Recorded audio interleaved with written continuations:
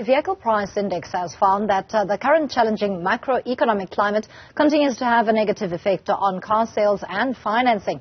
The study by TransUnion has also found that new vehicle pricing has increased to 6.7% in the second quarter of this year. That's from the previously recorded 3.9%. Used car sales pricing, on the other hand, has risen from 8.3% to 9.8%. TransUnion CEO Lee Naik speaks to us about this. Good morning to you, Lee. It's a mixed picture that has been painted, but in essence, what does it mean in terms of the state of the South African consumer within the vehicle sales market? Good morning, Timmy-san. What the VPI index is telling us is that it is quite tough out there, that consumers are struggling. In effect, we see that the number of finance cars gone down compared to the quarter ago, but also the same quarter last year. Consumers are under the pressure of high inflation, high interest rates, and they're starting to actually deleverage and look for better alternatives. One of the key findings we saw was that the cars that are highest in demand were 3-year-old used cars. And what that's telling us is that consumers are looking to find better alternatives, maybe even sell both their cars and buy one car, maybe a slightly bigger car for greater utility. But the truth is that it's quite difficult out there, and the consumers are seeking for relief. Given that the buying power of consumers continues to dwindle and is affecting the vehicle sales market, what's to be said about the state of the industry itself? You speak of consumers looking for pre-owned vehicles that date back to 3 years. How much of a dynamic does that shift within the market, especially where enticing consumers is concerned? Well, absolutely. We actually have seen, going back to as early as the pandemic, when there was a shortage of new cars, people went onto the used car market. But the market is quite cyclical. We've actually seen most recently, because there's a shortage of these used vehicles right now, consumers are starting to turn back to the new car space. And more we start to see on TV and on radio and on the internet, there are better deals being made available for new cars.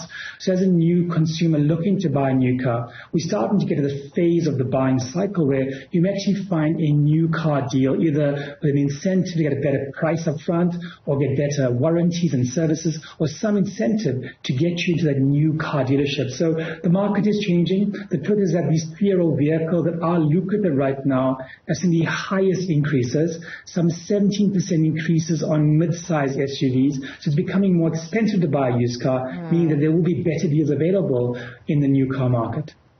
The near-term outlook then, Lee, what would it be, especially because the South African consumer is unlikely to get out of this interest rate hiking cycle, the effects thereof, and how much there is in the kitty? Well, I think our consumers have been deleveraging for quite a while. They understand that it's been quite difficult when you have such a high interest rate and a high repo rate. But if we step back for a moment, we recognize that we've had our lowest inflation rate in some 2 years. And we're starting to talk about that being at a terminal rate now. So it's only a matter of time before we think there will be an interest rate benefit to the end user, giving them better disposable income in their households so they can shop better and maybe make that purchase that they want to. So right now, it is quite circumspect.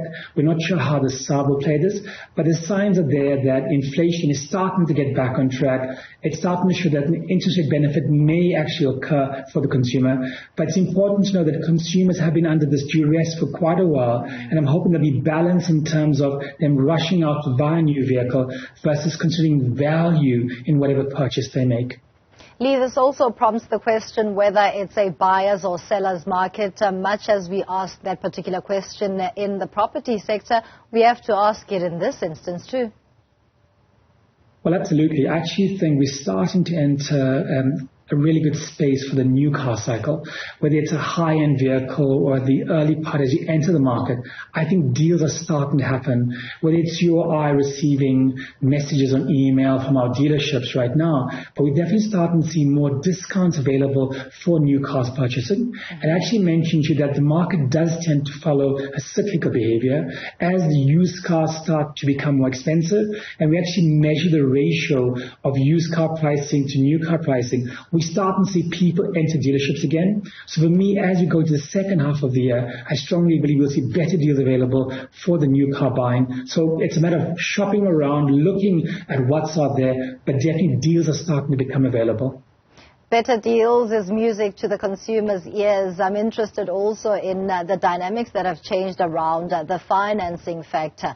Many questions have come up about how consumers can also get themselves into trouble with an attractive financing deal, which essentially just, keeps you within that agreement for far longer than you would have anticipated. And with the interest rate hiking cycle that we've seen in less than 2 years, much could still change depending on how long you are willing to finance this particular agreement that you say yes to. Well, absolutely. It is incumbent on the dealership, but also on the consumer to understand the agreement they're getting into. The reality, though, is that once you sign an agreement, it becomes a burden on yourself. So if you haven't already, we encourage our consumers to look at their credit report, look at your current level of indebtedness, and understand what the implication of a multi-year commitment to pay this monthly purchase. Also remember that we've seen increases in maintenance, tires, and the insurance of such vehicles. Sometimes people are myopic in the sense that they want to buy the vehicle, but like you've said to me, Sam, it is a multi-year commitment. What is rightly true under the National Credit Act, from the vehicle asset financiers and the dealerships, I believe a lot more education is happening to ensure consumers are aware of their obligations. But in the end, the consumer must be aware that having a vehicle is a means of mobility. It doesn't address other issues you may have in your household. So our encouragement as TransUnion, the Credit Bureau, is be well aware of your entire financial health and make sure whatever purchase you do, whether it's a house, a car, or something else, that you're able to afford it within your means, knowing that interest rates are fickle. It could go up or down at any point.